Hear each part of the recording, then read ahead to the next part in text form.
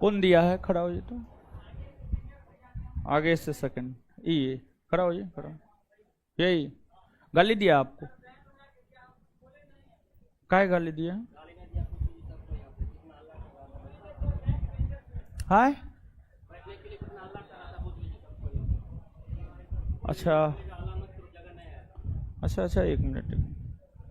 आपको गाली दिया है? ठीक है, इसका कहना है गाली नहीं दिए हैं। हाँ हाँ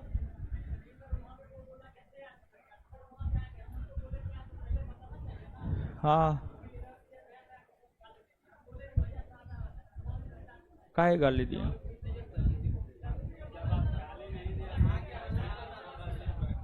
है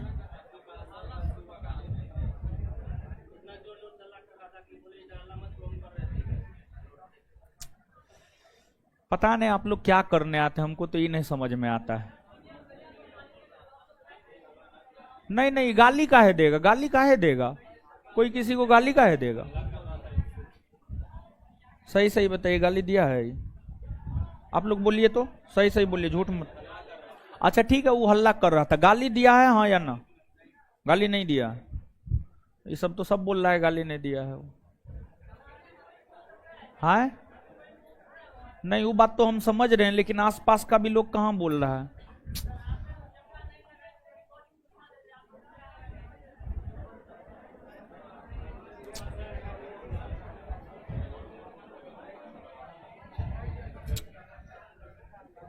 पता नहीं आप लोग क्या करने आते हैं।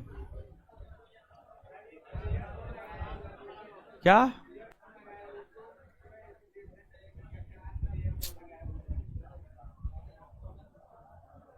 गाली गलौज करने ही आते हैं? क्लास क्लास क्या करने आते हैं? गाली गलौज ही करने आते हैं? आपस में लड़ाई झगड़ा करने ही आते हैं क्लास? यानी अभी गए हैं तो पता चला है 5 से 7 बैच का लड़का सब जो है स्टाफ से जाकर के उलझ गया, स्टाफ सब का कॉलर उलर पकड़ लिया। यहाँ पे पढ़ने के लिए आता है कि पता नहीं क्या करने आता है। 5 से 7 बैच का लड़का सब, उसका तो हम अगले क्लास में इलाज कर देंगे, भगा देंगे, सीधा सा बात है। भागिए यहां से, जाइए जहां पढ़ना है दूसरे जगह पढ़िए। पता नहीं एकदम निर्लज पतीत सब है। देखिए एक बात बताइए, आप लोग लाइन में खड़ा नहीं रहिएगा, जिधर से बोलेगा उधर से आप आइएगा नहीं, आप अपने मन मुताबिक कीजिएगा। कोई 5-10 विद्यार्थी तो है नहीं, फिर जैसे कीजिएगा वैसे हो जाएगा। हजारों की संख्या में विद्यार्थी है, फिर कुछ भी होता है, किसी को चोट लग जाता है तो आकर के कहते हैं हमको चोट लग गया, फलना हो गया, चिलना हो गया, ढेकना हो गया। और लोगों को रखे हैं आपको संभालने के लिए, तो आप लोग क्या हुआ? क्या? हाँ ठीक है, टूट गया, टूटने दीजिए ना, ठीक है। पता नहीं आप लोग क्या करने आते हैं, हमको तो समझ से परे है आप लोग का। इधर उधर करना है जाइए ना, दूसरे जगह जाइए, अपना कीजिए, मना मना ही थोड़े है जी। एकदम रंगदारी करने आता है, बड़का बड़का रंगदार तो जेल में सड़ रहा है। तुम लोग पता नहीं कौन खेत का मूली है। एक तो अपना क्षमता न है, अपना औकात न है, दूसरे का नाम लेकर के डराता धमकाता है। अपना क्षमता अपना औकात बनाएगा, सो नहीं होता है। उस सबको पहचानवा दीजिएगा, हमको अगले क्लास से संस्थाने से बाहर कर देंगे, सबका आई कार्ड जब्त कर लेंगे, संस्थान से बाहर, भागो यहां से।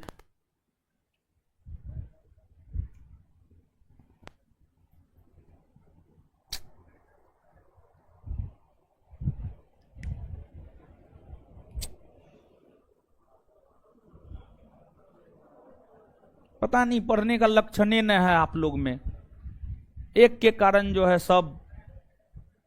उस बैच में बताइए 5 से 7 बैच में एक लड़का बदमाशी किया, एक चैप्टर खत्म कर दिए, सीधा उड़ा दिए चैप्टर, तब पर भी नहीं सुधर रहा है। कम से कम सोचे कि एक चैप्टर कम से कम बढ़िया से नहीं पढ़ाएंगे तो कम से कम एहसास होगा कि अगर गलती करेंगे तो फिर सर नहीं पढ़ाएंगे, लेकिन कोई एहसास नहीं, एकदम निर्लज, पतित, बेहया, निकम्मा, कुत्ता का दूम, समझ गए, कुत्ता का पूछ हो गया है एकदम। उसको क्या कहिएगा, क्या कहिएगा बताइए ना, क्या कहिएगा? यही हाल बना रहा तो फिर पता नहीं अब।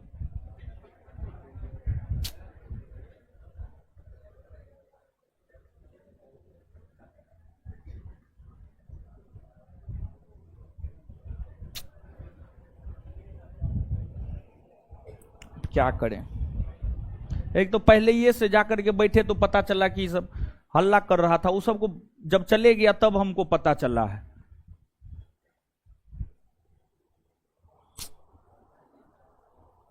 क्या अब आप लोग को हम बोले, पूरा का पूरा दिमागे कचरा कर देते हैं।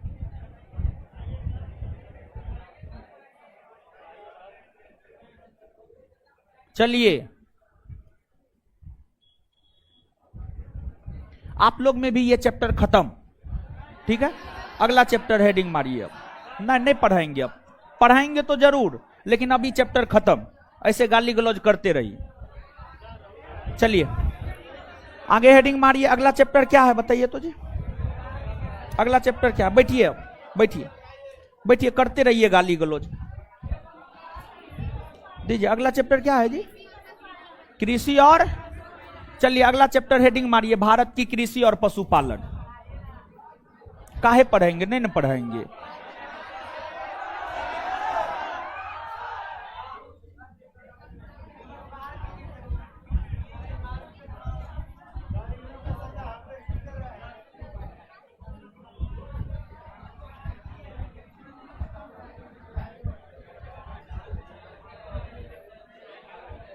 कीजिए अब बदमाशी, जिस रोज बदमाशी किए वो चैप्टर पार, करते रहिए बदमाशी।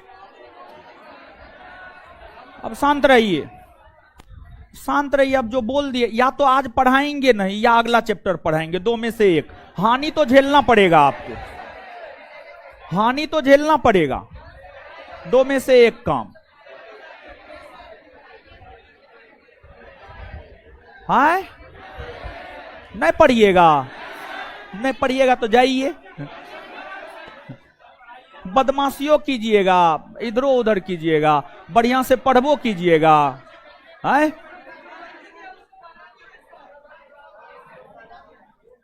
भारत की कृषि और पशुपालन, शांत होकर के पढ़िए। अब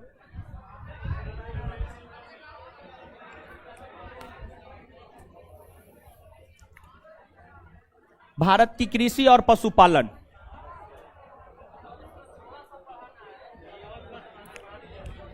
देखिए ध्यान दीजिएगा। आप कृषि, आप लोग आपस में भाईचारा बना करके नहीं रखिएगा तो कैसे होगा? आपस में गाली गलौज कीजिएगा, आप उसके मां को गाली दीजिएगा, उसके बहन को गाली दीजिएगा, वो आपके मां को गाली देगा। ये सब कहां तक? कौन अच्छा विद्यार्थी का ये सब साइन है? चलिए, हमको तो कोई मतलब नहीं है, आप लोग करते रहिए, बदमाशी कीजिएगा, हम चैप्टर 1 खत्म कर देंगे। नहीं पढ़ाएंगे, अब नहीं पढ़ाएंगे वो चैप्टर, अब पढ़ेबे नहीं करेंगे, समझ गए? ऐसे थोड़े मानिएगा। अपने एक आध गो चैप्टर उड़ेगा तो अपने समझ में आएगा क्या जी? अपने समझ में आएगा। पढ़िए अब भारत का कृषि और पशुपालन। देखिए ध्यान दीजिएगा, कृषि और पशुपालन की अगर बात की जाए तो इसमें गेहूं चावल सब के विषय में हम लोगों को पढ़ना है, गाय भैंस सब के विषय में हम लोगों को पढ़ना है। गेहूं चावल गाय भैंस सब के विषय में जो है हम लोगों को पढ़ना है। देखिए, जैसे कि आपने ये बात पढ़ा है कि भारत में मौसम या ऋतु 4 प्रकार का होता है। एक आपको ग्रीष्म ऋतु होता है, दूसरा वर्षा ऋतु होता है, तीसरा शरद ऋतु होता है, चौथा आपको शीत ऋतु होता है। शीत ऋतु होता है। ये जो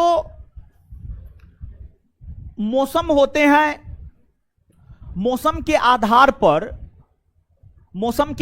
पर भारत में 3 प्रकार के फसलों का उत्पादन किया जाता है। मौसम के आधार पर भारत में 3 प्रकार के फसलों का उत्पादन किया जाता है। और मौसम के आधार पर भारत में जो 3 प्रकार के फसलों का उत्पादन किया जाता है, एक आपको खरीफ होता है, एक आपको रबी होता है और एक आपको जायद होता है। खरीफ, रबी और जायद होता है। देखिए, आप विशेष तौर पर जो खरीफ, रबी, जायद है, आप जब क्वेश्चन बैंक पलट करके देखेंगे तो आपको इस प्रकार के प्रश्न देखने को मिलेंगे कि निम्नलिखित में से कौन खरीफ फसल है, कौन रबी फसल है, कौन जायद फसल है। इस प्रकार के प्रश्न जो है आपको निश्चित तौर पर देखने को मिलेंगे। तो विशेष तौर पर इसके उदाहरण को याद रखना है, कौन रबी फसल है, कौन जायद फसल है और कौन जो है खरीफ फसल है, कौन खरीफ फसल है। देखिए, आपको जहां तक बात कृषि की है, तो जो कृषि है, कृषि राज्य सूची का विषय है। कृषि जो है आपको राज्य सूची का विषय है, राज्य सूची। आपने इंडियन पॉलिटी को पढ़ा है, समझ गए, आपने इंडियन पॉलिटी को पढ़ा है। जो इंडियन पॉलिटी है, इंडियन पॉलिटी में हमने आपको बताया है कि काम करने वाले जो विषय है, काम करने वाले विषय को 3 भागों में बांटा गया है। एगो संघ सूची, एगो राज्य सूची और एगो समवर्ती सूची। कुछ विषय को संघ सूची में शामिल किया गया है, कुछ विषय को राज्य सूची में और कुछ विषय को समवर्ती सूची में, कुछ विषय को समवर्ती सूची में। अब इसमें जो कृषि है ये राज्य सूची का विषय है, इसलिए कृषि पर कानून जो है आपको राज्य सरकार के द्वारा ही बनाया जाता है। और जो कृषि है, भारतीय कृषि को मानसून का जुआ कहा जाता है। आपसे पूछा जाता है, रेलवे का, एसएससी का, दोनों परीक्षा का ये पूछा हुआ क्वेश्चन है कि मानसून का जुआ किसे कहा जाता है, तो इसका उत्तर होगा मानसून का जुआ भारतीय कृषि को कहा जाता है। भारतीय कृषि को कहा जाता है। भारतीय कृषि को मानसून का जुआ क्यों कहा जाता है? भारतीय कृषि को मानसून का जुआ इसलिए कहा जाता है क्योंकि अगर भारत में अच्छी खासी वर्षा होती है, अगर भारत में अच्छी खासी वर्षा होती है, तो इस स्थिति में जो है भारत में कृषि उत्पादन अच्छा खासा होता है, फसल उत्पादन अच्छा खासा होता है। और अगर भारत में वर्षा अच्छी खासी नहीं होती है तो फसलों का उत्पादन भारतवर्ष में अच्छा खासा नहीं होता है। यही कारण है कि भारतीय कृषि को मानसून का जुआ कहा जाता है। भारतीय कृषि को मानसून का जुआ कहा जाता है। अब हमने जो आपको बताया है कि भारतवर्ष के भीतर पूरे एक साल में जो तमाम प्रकार के फसलों का उत्पादन किया जाता है, जैसे गेहूं हो गया, धान हो गया, मटर हो गया, चना हो गया, सरसों हो गया, कपास हो गया, खीरा, ककड़ी, तरबूज, खरबूज हो गया, ये जो तमाम फसलों का उत्पादन किया जाता है, इन तमाम फसलों को 3 वर्गों में बांटा जाता है, रबी, खरीफ और जायद। रबी, खरीफ और जायद। अब रबी फसल क्या है, खरीफ फसल क्या है, जायद फसल क्या है, रबी क्या है, खरीफ क्या है, जायद क्या है, इसको हम लोग देखते हैं, समझते हैं। नीचे से कुछ पॉइंट आप लिखिए और देखिए, ध्यान दीजिएगा, उस चैप्टर में, जो चैप्टर हम आपको नहीं पढ़ाए हैं, उसमें 2 से 3 पेज छोड़ करके आप आगे बढ़िएगा। 2 से 3 पेज छोड़ करके आप आगे बढ़िएगा। 2 से 3 पेज छोड़ करके आगे बढ़िएगा।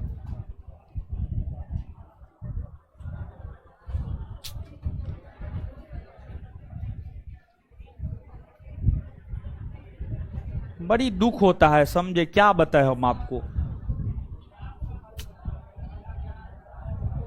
पता नहीं आप लोग क्या सीख करके आए हैं गांव घर से।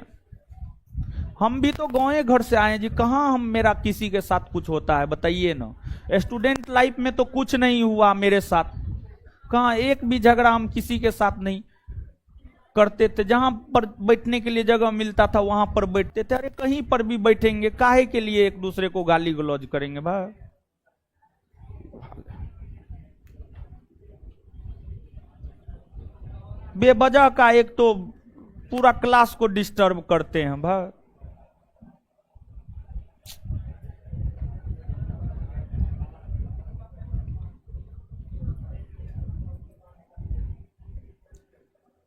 छोड़ दीजिएगा 2-3 पेज, बाद में पढ़ा देंगे। मन होगा पढ़ाएंगे, नहीं मन होगा नहीं पढ़ाएंगे, ठीक है। लेकिन 2-3 पेज छोड़ दीजिएगा, छोड़ दीजिएगा 2-3 पेज, बाद में पढ़ा देंगे, ठीक है। कि अब ये पढ़ा दें? अभी तो नहीं पढ़ाएंगे, लिखिए, बाद में पढ़ा देंगे, पढ़ा देंगे बाद में। लिखिए, अब मूड खराब हो गया, बहुत मूड खराब हो गया, ठीक है भाई।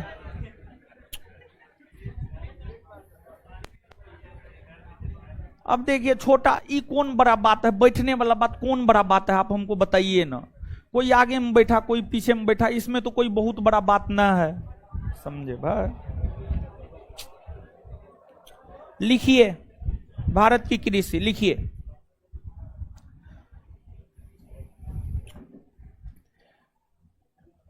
कृषि, कृषि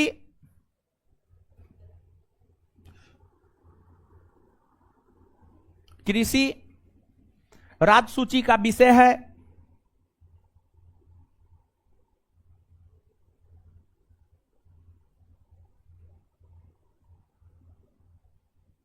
कृषि राजसूची का विषय है। नेक्स्ट पॉइंट, पॉइंट वाइज लिखिएगा। भारतीय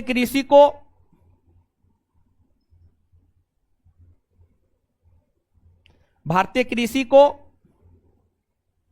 मानसून की जुआ कहा जाता है। भारतीय कृषि को मानसून की जुआ कहा जाता है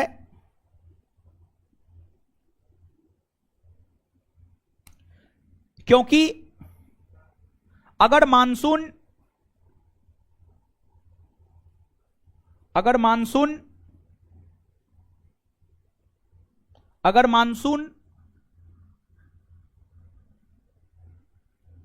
ठीक ठाक रहती है, अगर मानसून ठीक ठाक रहती है तो भारत में फसल का उत्पादन, अगर मानसून ठीक ठाक रहती है तो भारत में फसल का उत्पादन ठीक ठाक होता है, तो भारत में फसल का उत्पादन ठीक ठाक होता है, तो भारत में फसल का उत्पादन ठीक ठाक होता है। अच्छा रुक जाते हैं। ठीक ठाक होता है, भारत में फसल का उत्पादन ठीक ठाक होता है अगर मानसून, हाँ उसी में, अगर मानसून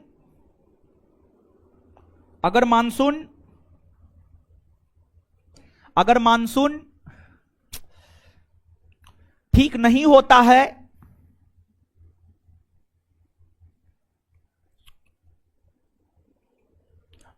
है, तो फिर भारत में फसलों का उत्पादन,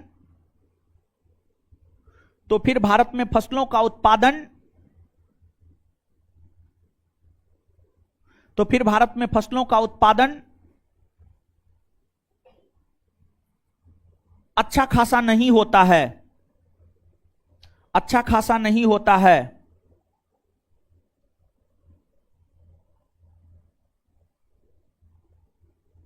अच्छा खासा नहीं होता है, अच्छा खासा नहीं होता है, अच्छा खासा नहीं होता है, फुल स्टॉप। अब एक चीज समझिएगा, यहां पर एक बात समझिएगा और, कि क्या बताना चाह रहे थे हम?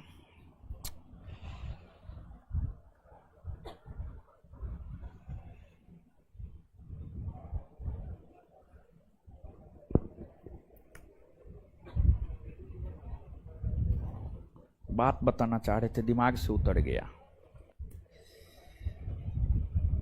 लोग दिमाग सही रहने दीजिएगा तभी ना बढ़िया से पढ़ाएंगे हो, दिमागे ने सही रहने देते हैं। क्या बताना चाह रहे थे? बड़ी बढ़िया बात बताना चाह रहे थे लेकिन भूल गए, दिमागे से उतर गया। अच्छा आएगा तो फिर बता देंगे।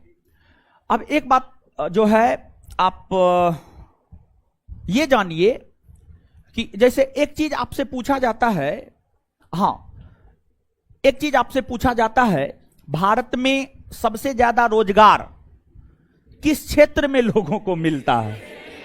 भारत में सबसे ज्यादा रोजगार कृषि में मिलता है। समझ गए? जानते हैं भारत की कुल आबादी का 50% से अधिक आबादी रोजगार के लिए कृषि पर निर्भर है। जैसे मान लिया जाए आज के डेट में आप पढ़ते लिखते हैं, अगर मन लगा करके अच्छे से पढ़िएगा, एक अच्छे बच्चे की तरह, एक संस्कारी बच्चे की तरह मन लगा करके पढ़िएगा, तो फिर हो सकता है आपको नौकरी हो जाए। लेकिन अगर आप ठीक से नहीं पढ़िएगा, एक दूसरे के साथ गाली गलौज कीजिएगा, तो हो सकता है आपको कुछ ना हो। और जब आपको कुछ ना होगा, जिसको कुछ नहीं होता है वो किसान होता है। समझिए, जिसको कुछ नहीं होता है वो किसान होता है। यही कंसेप्ट है। तो भारत के भीतर रोजगार सबसे ज्यादा अगर किसी क्षेत्र में लोगों को मिला हुआ है तो वह कृषि का क्षेत्र है। अब देखिए, एक बात आपसे पूछा जाता है, एक बात आपसे यह पूछा जाता है, भारत का मुख्य खाद्यान्न फसल क्या है? एक बात आपसे यह पूछा जाता है कि भारत का मुख्य खाद्यान्न फसल क्या है? एक बात आपसे पूछा जाता है, विश्व का मुख्य खाद्यान्न फसल क्या है? भारत का मुख्य खाद्यान्न फसल क्या है, इसका क्या मतलब होता है? और विश्व का मुख्य खाद्यान्न फसल क्या है, इसका क्या मतलब होता है? देखिए, ध्यान दीजिएगा। एक तो प्रश्न का उत्तर सुनिए, भारत का मुख्य खाद्यान्न फसल चावल है। क्या है? चावल। और विश्व का मुख्य खाद्यान्न फसल गेहूं है। विश्व का मुख्य खाद्यान्न फसल क्या है? इसका मतलब क्या हुआ जानते हैं? भारत के लोग ज्यादातर चावल खाते हैं। भारत के लोग जो है ज्यादातर चावल खाते हैं, और विश्व के अधिकतर लोग गेहूं खाते हैं। गेहूं खाते हैं मतलब गेहूं का आटा खाते हैं, गेहूं से बने हुए अलग अलग प्रोडक्ट को खाते हैं। आटा का रोटी बना करके खाते हैं, पूरी बना करके खाते हैं, या जो अन्य उससे बन सकता है। जैसे कि आपको दूध है, तो दूध से जो है कई सारा चीज बन सकता है।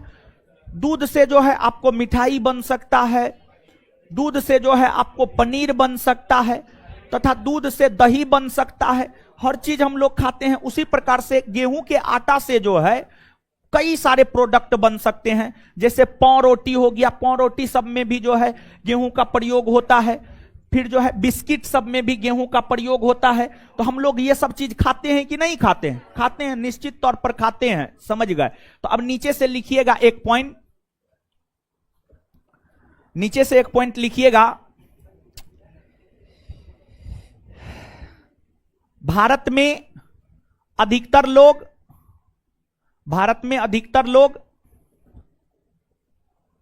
रोजगार के लिए, भारत में अधिकतर लोग रोजगार के लिए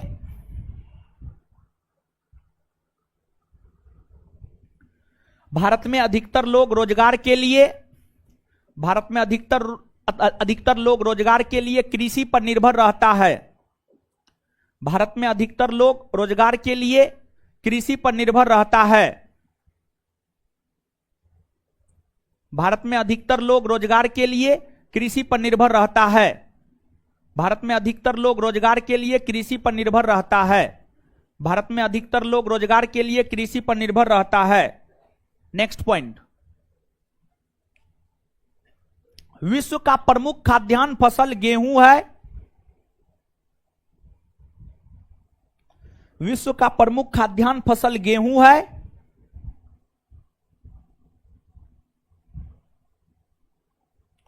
विश्व का प्रमुख खाद्यान्न फसल गेहूं है।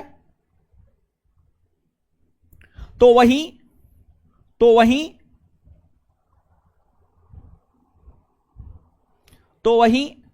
भारत का प्रमुख खाद्यान्न फसल चावल है।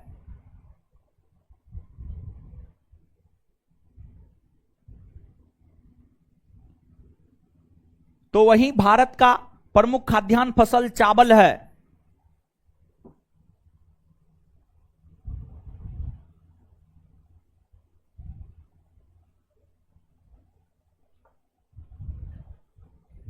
चलिए, अब नीचे से लिखिएगा, मौसम के आधार पर नीचे से मौसम के आधार पर भारतीय फसलों का वर्गीकरण, मौसम के आधार पर भारतीय फसलों का वर्गीकरण, मौसम के आधार पर भारतीय फसलों का वर्गीकरण, भारतीय फसलों का वर्गीकरण तीन भागों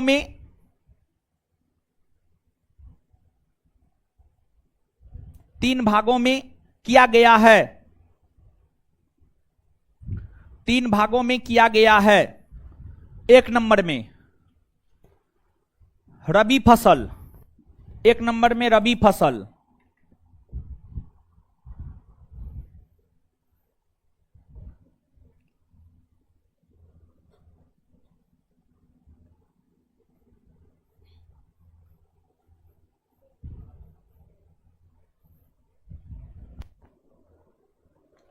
रबी फसल। देखिए सुनिएगा, समझिएगा थोड़ा सा। रबी फसल किसे कहा जाता है इसको आप समझिएगा।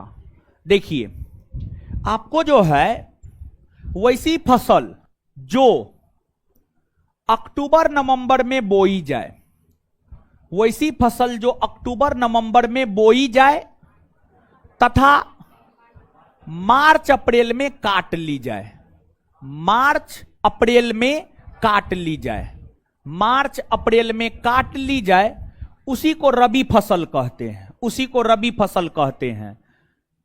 आप अक्टूबर नवंबर के माह को देखिए तो जो अक्टूबर नवंबर का माह होता है वो शरद ऋतु होता है।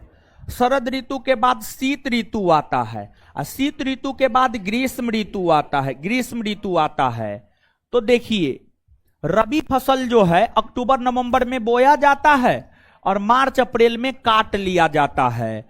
इसके जो प्रमुख उदाहरण है, इसके प्रमुख उदाहरण है गेहूं, गेहूं, चना, सरसों, मटर, आलू, आलू। ये सभी जो है आपको रबी फसल के प्रमुख उदाहरण है, ये सभी रबी फसल के प्रमुख उदाहरण है।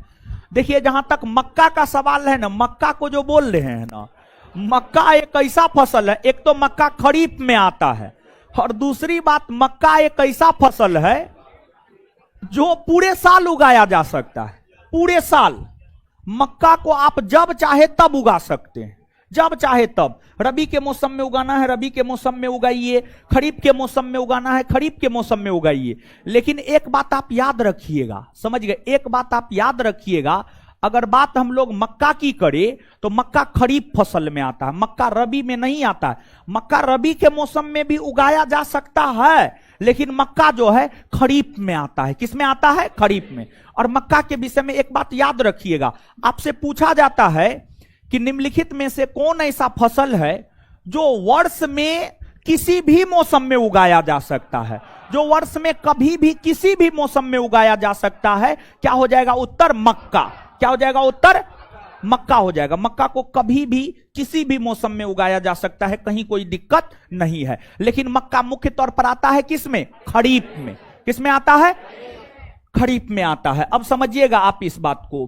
तो ये रबी फसल के उदाहरण हो गए। इसके बाद जो है रबी के बाद अगला होता है आपको खरीफ। खरीफ, अगर खरीफ फसल की हम लोग बात करें तो वैसा फसल जो जून जुलाई में बोया जाए, जून जुलाई में बोया जाए और सितंबर अक्टूबर में काट लिया जाए, सितंबर अक्टूबर में काट लिया जाए। वैसा फसल जो जून जुलाई में बोया जाए और सितंबर अक्टूबर में काट लिया जाए, उसी को खरीफ फसल कहते हैं।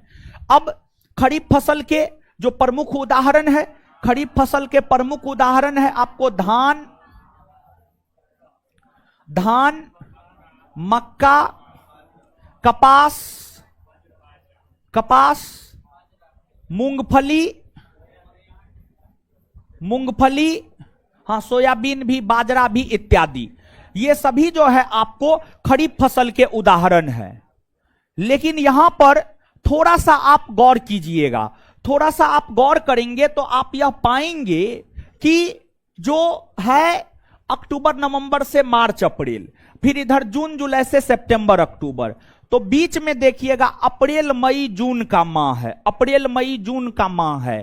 तो अब देखिएगा रबी फसल और खरीफ फसल, रबी फसल और खरीफ फसल के बीच में, रबी फसल और खरीफ फसल के बीच में जो फसल बोया जाता है उसे जायद फसल कहते हैं। क्या कहते हैं? जायद फसल कहते हैं।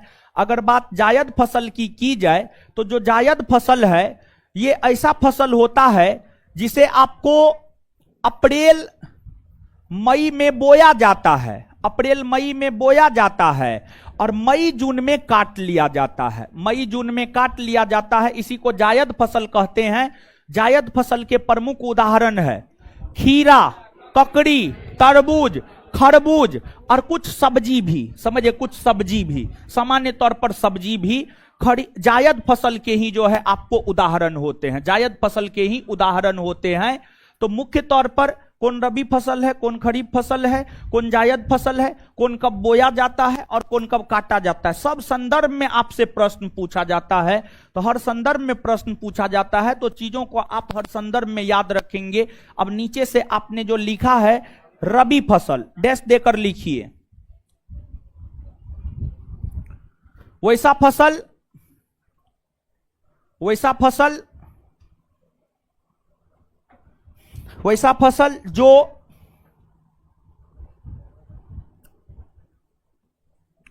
वैसा फसल जो वैसा फसल जो जो वैसा फसल जो अक्टूबर नवंबर में बोई जाए, अक्टूबर नवंबर में बोई जाए और मार्च अप्रैल में काट ली जाए,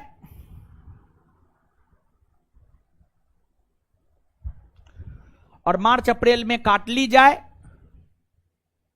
मार्च अप्रैल में काट ली जाए, रबी फसल कहलाती है।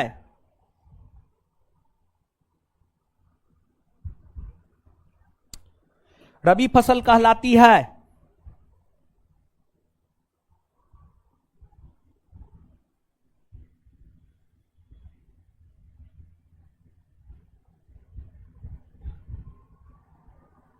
इसके प्रमुख उदाहरण, इसके प्रमुख उदाहरण गेहूं, चना, सरसों, मटर, आलू इत्यादि है। इसके प्रमुख उदाहरण गेहूं, चना, सरसों, मटर, आलू इत्यादि है। इसके प्रमुख उदाहरण गेहूं, चना, सरसों, मटर, आलू इत्यादि है।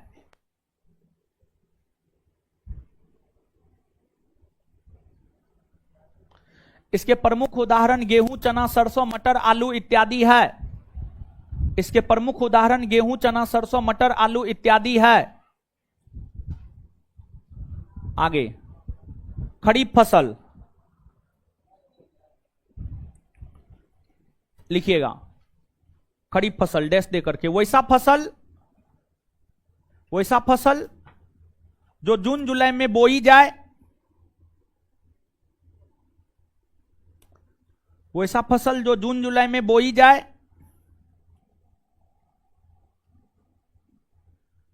तथा सितंबर अक्टूबर में काट ली जाए। जून जुलाई में बोई जाए तथा सितंबर अक्टूबर में काट ली जाए।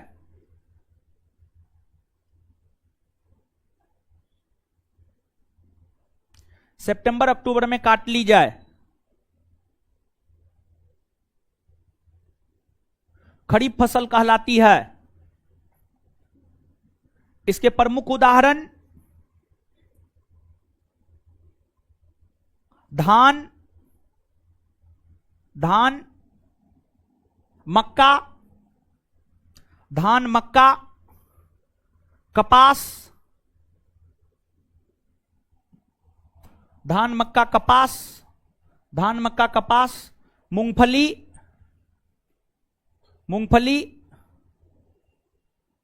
सोयाबीन, बाजरा, सोयाबीन, सोयाबीन कोमा ज्वार, बाजरा, सोयाबीन कोमा ज्वार, बाजरा, ज्वार, बाजरा, इत्यादि है, इत्यादि है, इत्यादि है। अब जायद फसल, जायद फसल, जायद फसल डैश दे करके, वैसी फसल, वैसी फसल जो रबी फसल और, वैसी फसल जो रबी फसल और खरीफ फसल के बीच में बोई जाए।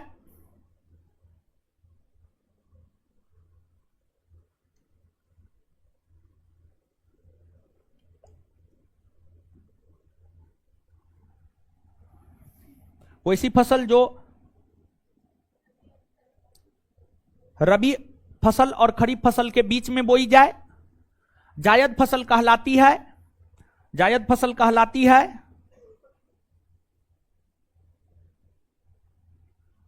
जायद फसल कहलाती है, जायद फसल कहलाती है, जायद फसल कहलाती है। फुल स्टॉप, जायद फसल कहलाती है, फुल स्टॉप।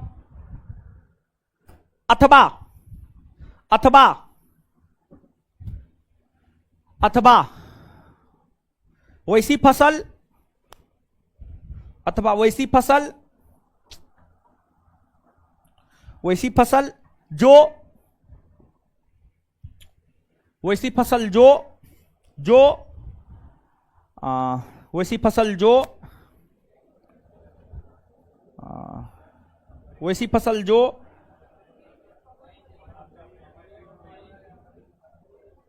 अप्रैल मई में बोई जाए, अप्रैल मई में बोई जाए।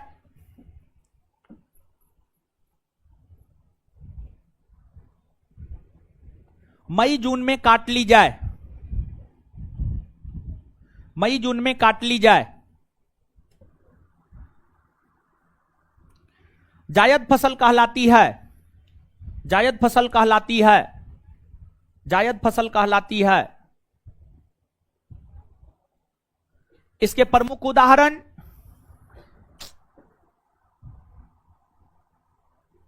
इसके प्रमुख उदाहरण खीरा, ककड़ी। इसके प्रमुख उदाहरण खीरा, ककड़ी, तरबूज, खरबूज। इसके प्रमुख उदाहरण खीरा, ककड़ी, तरबूज, खरबूज इत्यादि है। इसके प्रमुख उदाहरण खीरा, ककड़ी, तरबूज, खरबूज इत्यादि है, इत्यादि है, इत्यादि है। अब सुनिए, समझिएगा आप कुछ चीजों को।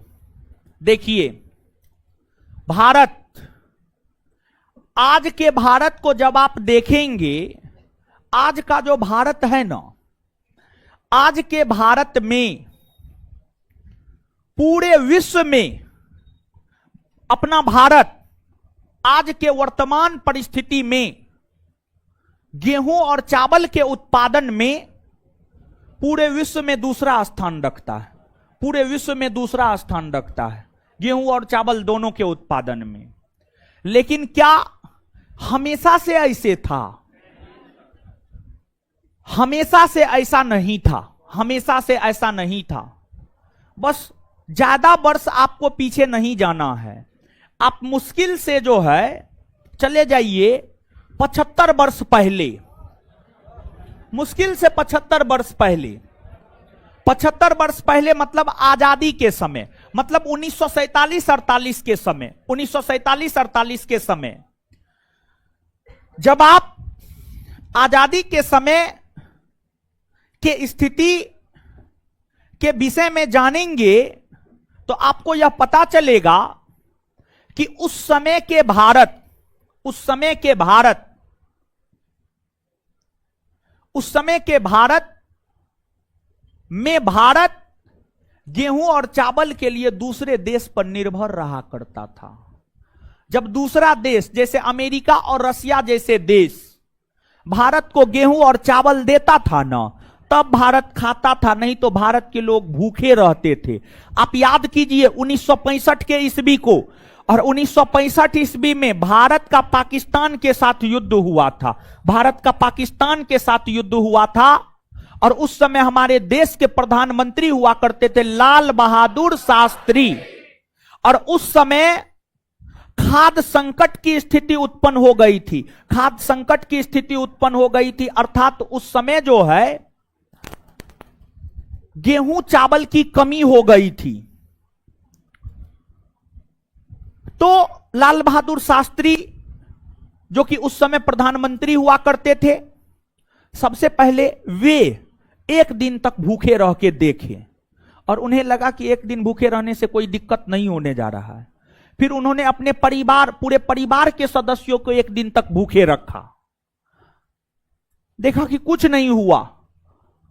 तो लाल बहादुर शास्त्री उस खाद्य संकट की स्थिति में देश के लोगों से यह आग्रह किया कि आप सप्ताह में कम से कम एक दिन भूखे रहिए, आप सप्ताह में कम से कम एक दिन भूखे रहिए। और लाल बहादुर शास्त्री के आह्वान पर देश के लोग उस समय एक दिन भूखे रहे थे।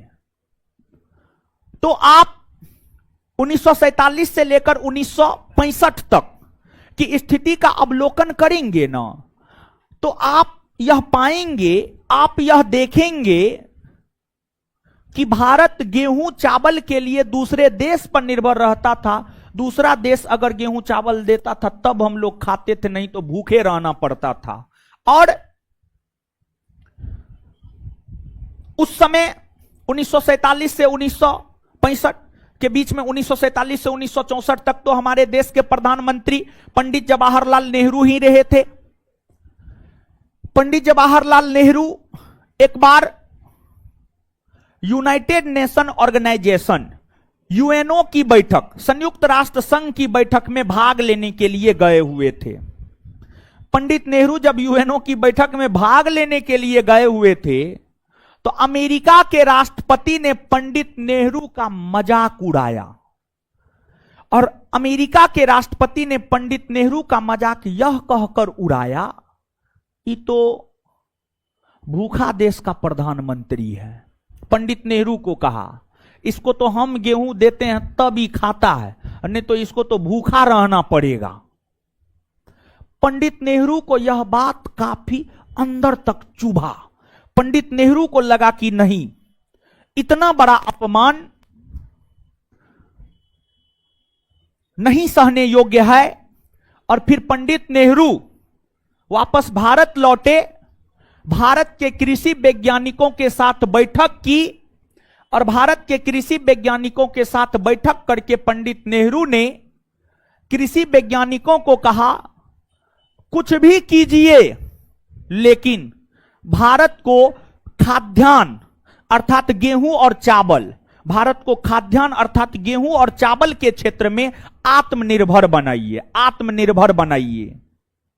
और कृषि वैज्ञानिकों को खुली छूट दे दी गई, आपको जितना खर्च करना है एक्सपेरिमेंट करने में, रिसर्च करने में, आप कीजिए एक्सपेरिमेंट, लेकिन भारत को खाद्यान्न के क्षेत्र में आत्मनिर्भर बनाइए।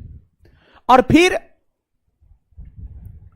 भारत को खाद्यान्न के क्षेत्र में आत्मनिर्भर बनाया जा सके, इसको लेकर कृषि विश्वविद्यालय का भी गठन किया गया।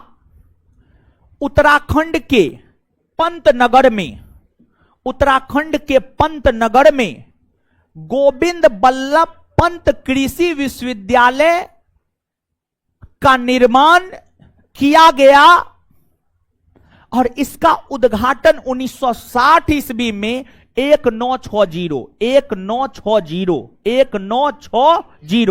1960 ईस्वी में उत्तराखंड के पंतनगर में गोविंद बल्लभ पंत कृषि विश्वविद्यालय की स्थापना हुई।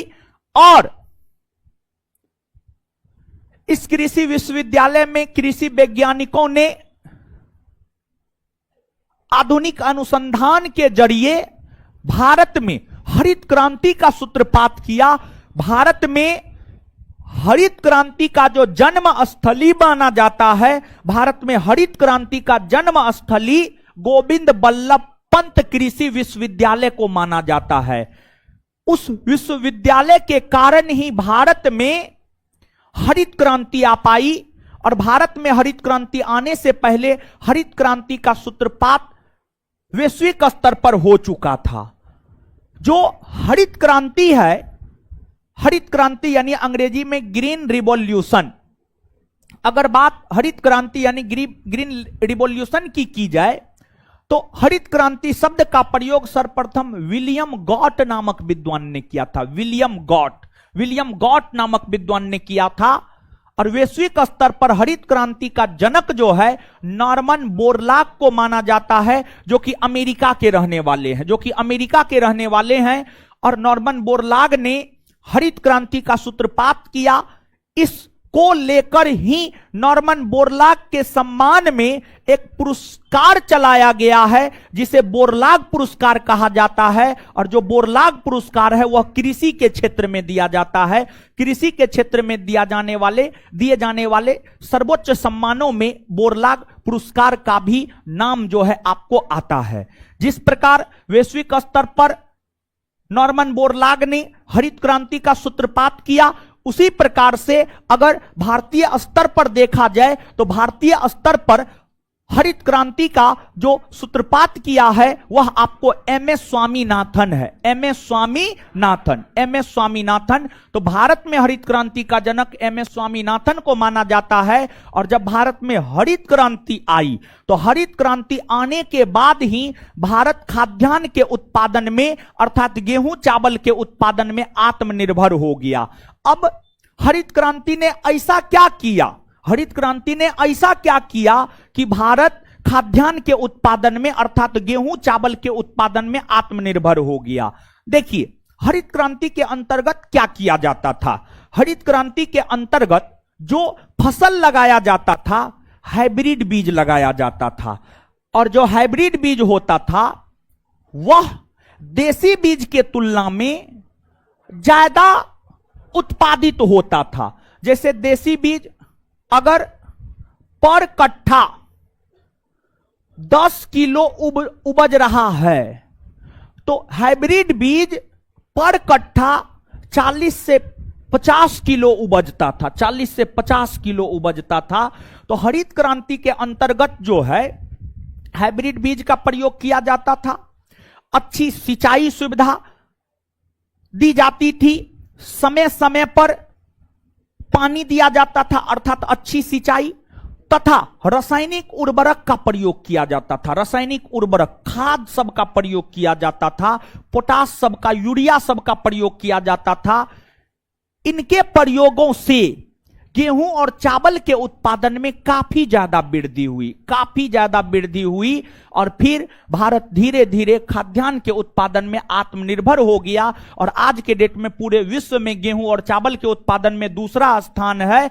और आज के डेट में भारत जो है गेहूं और चावल दूसरे देश को देता है। आज के डेट में भारत गेहूं और चावल दूसरे देश को निर्यात करता है, दूसरे देश को देता है। आज के डेट में विश्व के बहुत सारे ऐसे देश हैं जो गेहूं और चावल के लिए भारत के ऊपर निर्भर रहता है। यानी अगर काम किया जाए तो कुछ भी पॉसिबल है। समझिए, कुछ भी जो है आपको पॉसिबल है, ना किया जाए तो हर चीज इम्पॉसिबल ही है। समझ गए? तो जैसे आपके पड़ोसी, आपके संबंधी ताना मारते हैं तो उस ताना को आप पॉजिटिव वे में लीजिए। जैसे अमेरिका के राष्ट्रपति ने पंडित नेहरू को ताना मारा तो पंडित नेहरू ने उसको पॉजिटिव वे में लिया और देखिए कितना बड़ा परिवर्तन पंडित नेहरू ने कर दिया। समझ गए? तो ये चीज है। और अगर बात हरित क्रांति की जाए तो हरित क्रांति भारत में लाए जाने का सूत्रपात तो पंडित नेहरू के समय ही प्रारंभ हो चुका था, लेकिन भारत में जो हरित क्रांति आई है 1966-67 में जो है भारत में हरित क्रांति आई है। क्लियर है? तो अब यहां तक कुछ चीजों को आप लिखिए, फिर इससे आगे बढ़ेंगे हम लोग। तो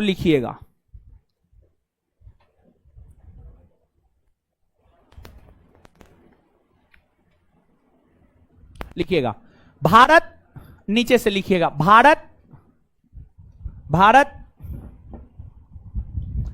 आजादी के समय, भारत आजादी के समय भारत आजादी के समय खाद्यान्न के उत्पादन में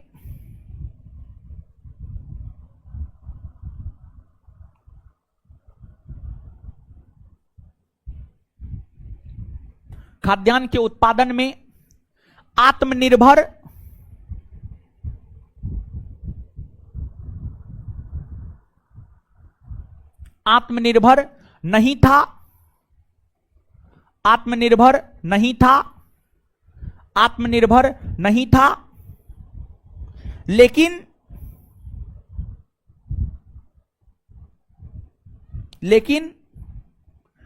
1966-67 ईस्वी में जब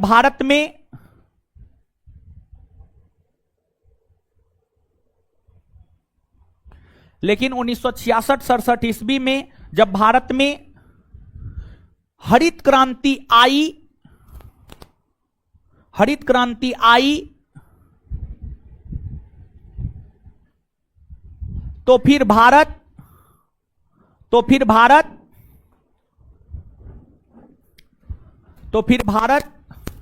खाद्यान्न के उत्पादन में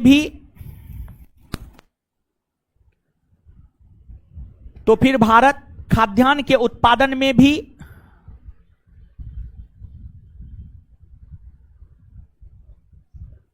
आत्मनिर्भर हो गया।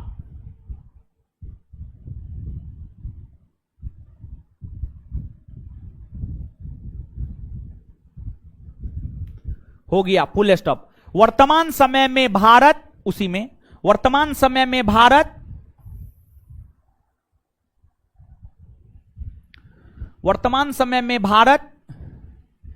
गेहूं और चावल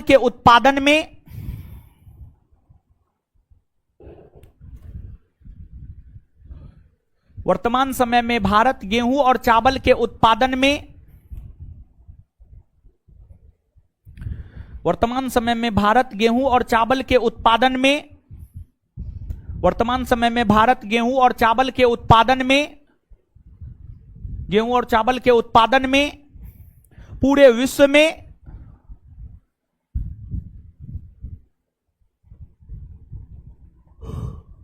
दूसरा स्थान रखता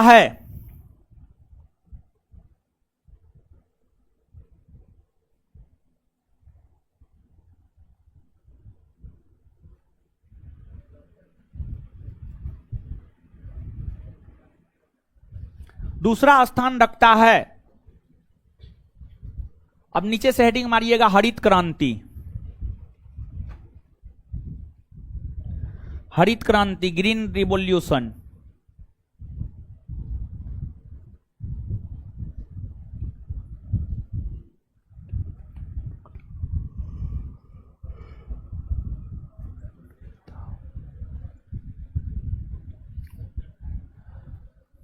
अब देखिए एक बात और जानिए, हरित क्रांति के लिए जानते हैं, हरित क्रांति की अगर हम लोग बात करें तो हरित क्रांति के लिए जो है एक शब्द का और प्रयोग किया जाता है, HYVP। HYVP शब्द का भी प्रयोग किया जाता है, HYVP। इसका फुल फॉर्म आपसे पूछा जाता है, बीपीएससी का पूछा हुआ क्वेश्चन है ये, समझ गए, बीपीएससी का पूछा हुआ क्वेश्चन है। इसका फुल फॉर्म है high yielding varieties programme. High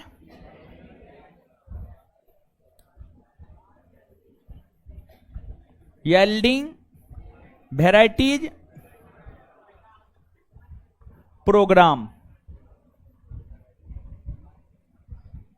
high yielding varieties programme, ठीक है, लिखिएगा, हम लिखा रहे हैं, आप चिंता मत कीजिए। हरित क्रांति हेडिंग मारे हैं, लिखिएगा नीचे से। हरित क्रांति शब्द का प्रयोग सर्वप्रथम, हरित क्रांति शब्द का प्रयोग सर्वप्रथम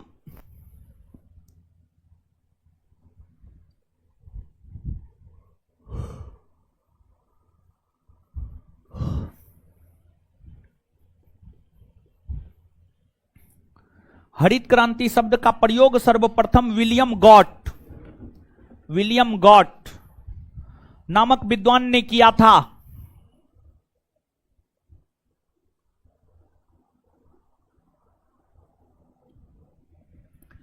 विलियम गॉट नामक विद्वान ने किया था। विलियम गॉट नामक विद्वान ने किया था।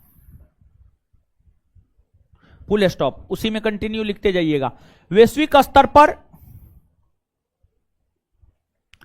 वैश्विक स्तर पर, वैश्विक स्तर पर हरित क्रांति लाने का श्रेय,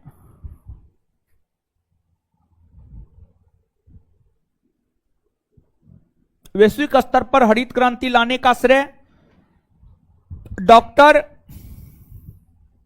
Norman Borlaug,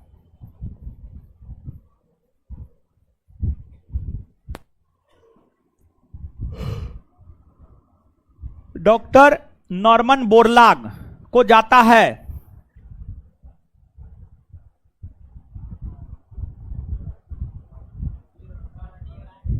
doctor Norman Borlaug को जाता है। Full stop. ये अमेरिका के रहने वाले थे। उसी में कंटिन्यू लिखिएगा। ये अमेरिका के रहने वाले थे। ये अमेरिका के रहने वाले थे।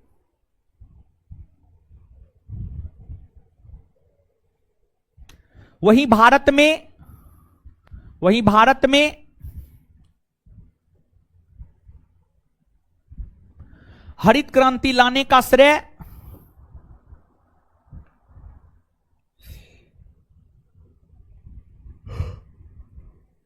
भारत में हरित क्रांति लाने का श्रेय MS Swaminathan, MS Swaminathan, S Swaminathan, MS Swaminathan, MS Swaminathan को जाता है। एमएस स्वामीनाथन को जाता है।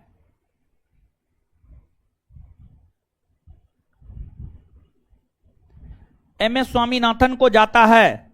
Full stop. एमएस स्वामीनाथन को जाता है। Full stop. Full stop. Full stop.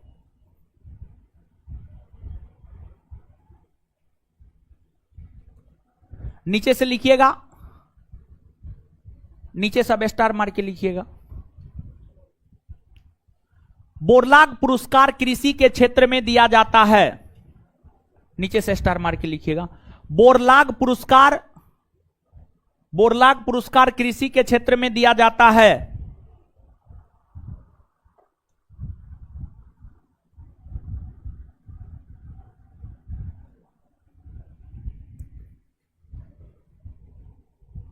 Borlaug पुरस्कार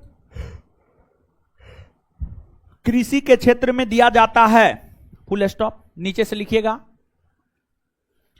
नीचे से नेक्स्ट पॉइंट।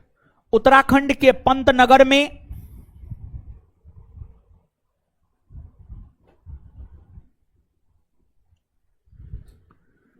उत्तराखंड के पंतनगर में,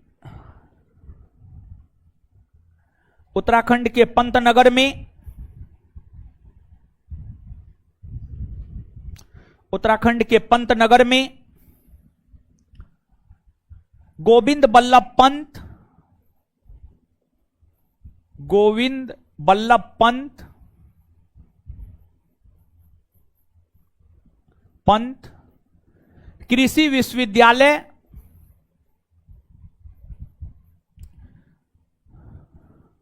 उत्तराखंड के पंतनगर में गोविंद बल्लभ पंत कृषि विश्वविद्यालय का गठन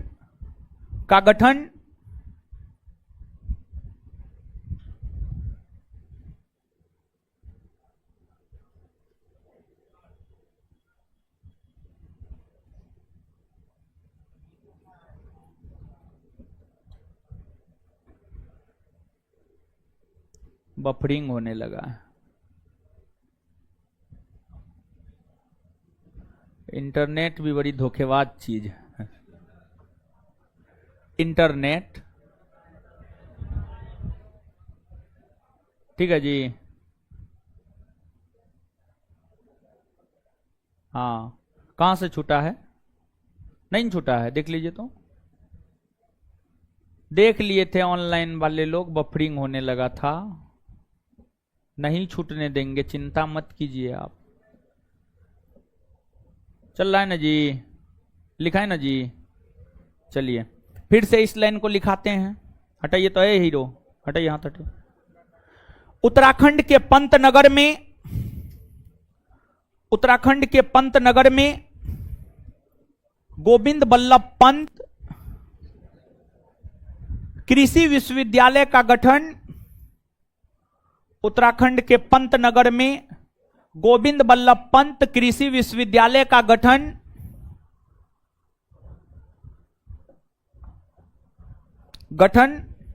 1960 ईस्वी में 1960 ईस्वी में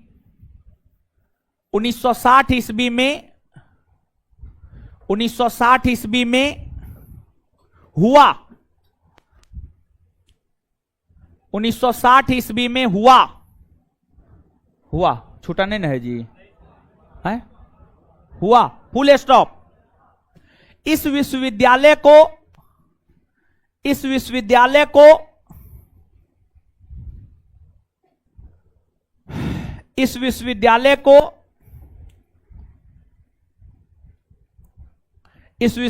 को हरित क्रांति का जन्मस्थली,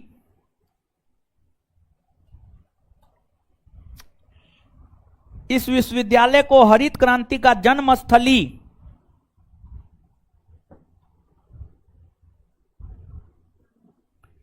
इस विश्वविद्यालय को हरित क्रांति का जन्मस्थली माना जाता है।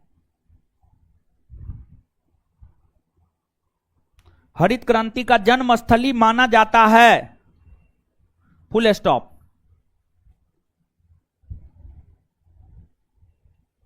अब नीचे से लिखिएगा,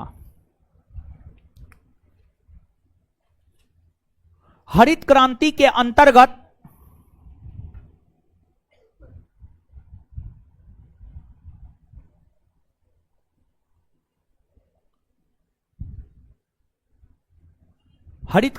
अंतर्गत उच्च किस्म के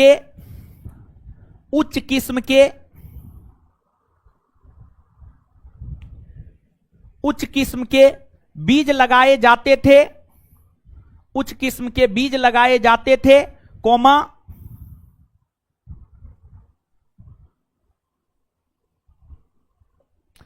फसलों को समय समय पर पानी दिया जाता था।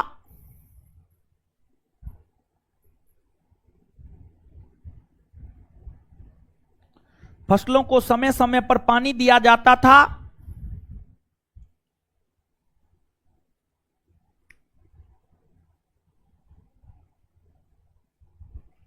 तथा रासायनिक खाद का प्रयोग किया जाता था।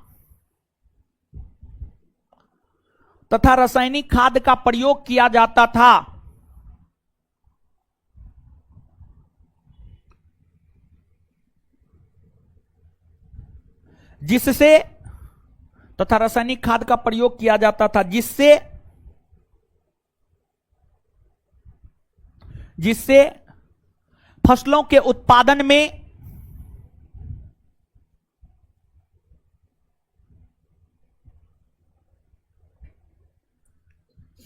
काफी वृद्धि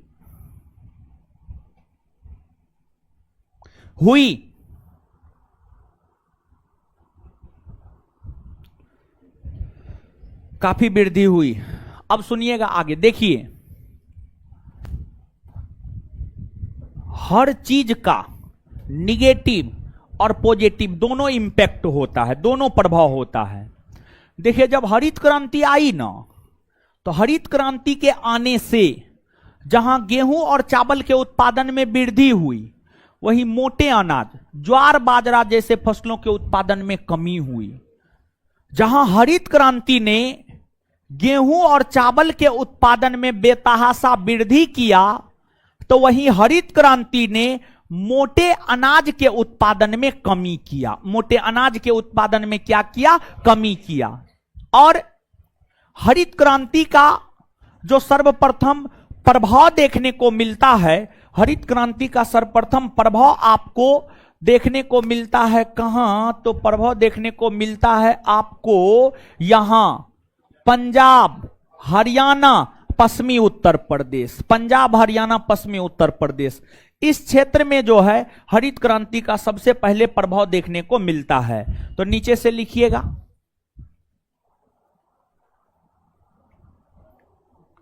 नीचे से लिखिएगा नेक्स्ट पॉइंट। हरित क्रांति ने जहां एक तरफ हरित क्रांति ने जहां एक तरफ गेहूं और चावल के उत्पादन में बेतहाशा वृद्धि की,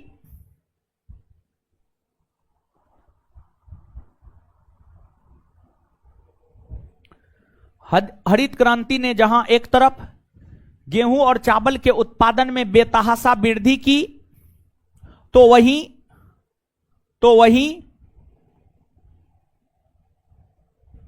वहीं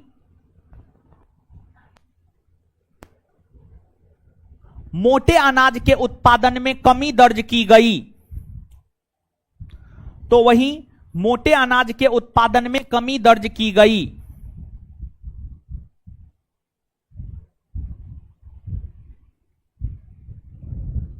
तो वहीं मोटे अनाज के उत्पादन में कमी दर्ज की गई।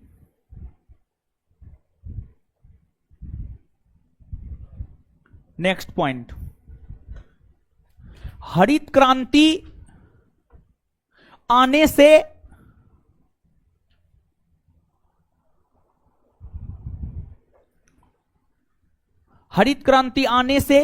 गेहूं के उत्पादन में सबसे ज्यादा वृद्धि देखने को मिला। हरित क्रांति आने से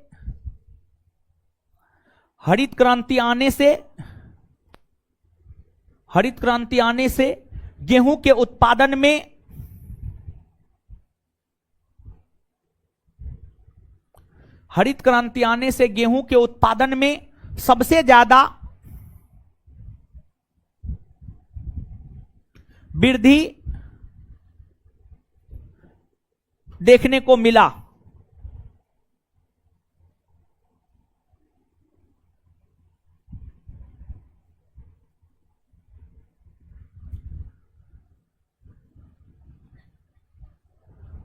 नेक्स्ट पॉइंट, हरित क्रांति का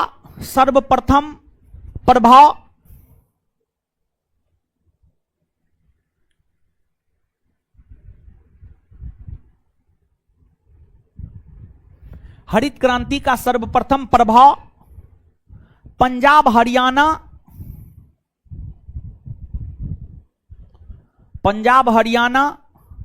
और पश्चिमी उत्तर प्रदेश, पंजाब हरियाणा और पश्चिमी उत्तर प्रदेश, पंजाब हरियाणा और पश्चिमी उत्तर प्रदेश में देखने को मिलता है।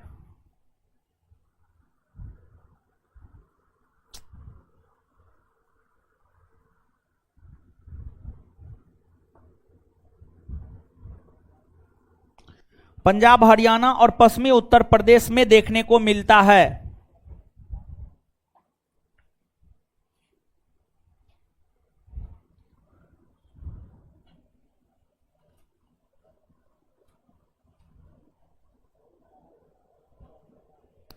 हरित क्रांति को नेक्स्ट पॉइंट हरित क्रांति को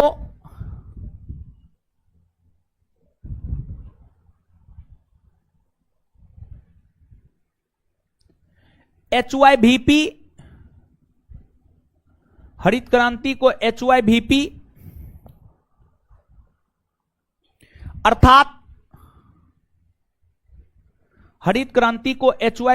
अर्थात हाई यील्डिंग, बोर्ड पे लिखा हुआ है, अर्थात हाई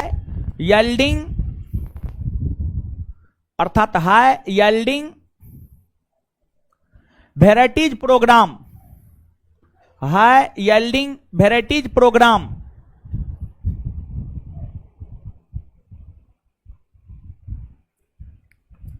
भी कहा जाता है। हाई यील्डिंग वेराइटीज प्रोग्राम भी कहा जाता है।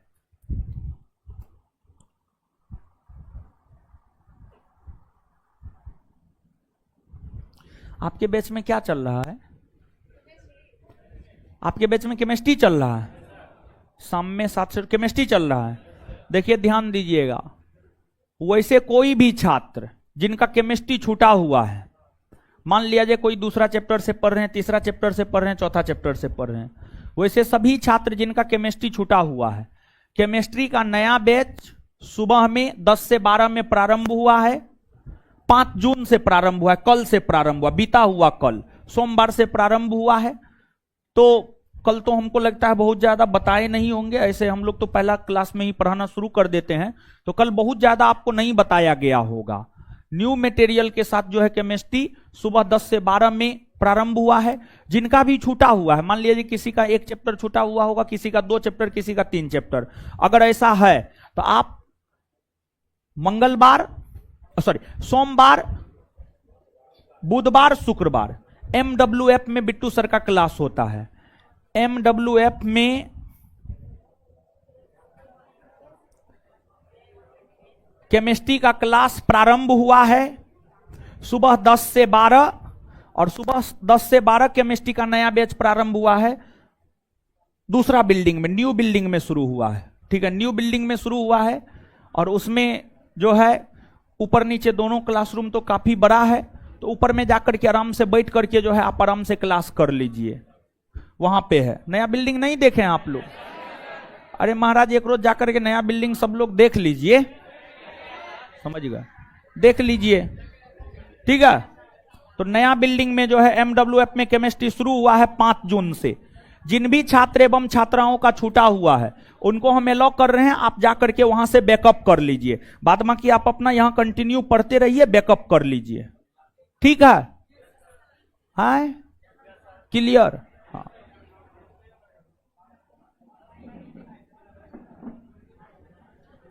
आइए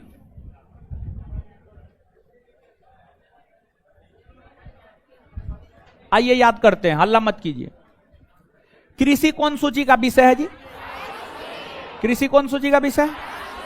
राज्य सूची का विषय है। एक बात बताइए, विश्व का प्रमुख खाद्यान्न फसल, विश्व का प्रमुख खाद्यान्न फसल, भारत का प्रमुख खाद्यान्न, रोजगार के लिए भारत के लोग सबसे ज्यादा किस क्षेत्र पर, मौसम के आधार पर फसल कितने प्रकार के, कौन कौन? रबी, खरीफ और रबी कब बोई जाती है, कब बोई जाती है, कब काटी जाती है, कब काटी जाती है? रबी कब बोई जाती है, कब काटी जाती है? इसके प्रमुख उदाहरण,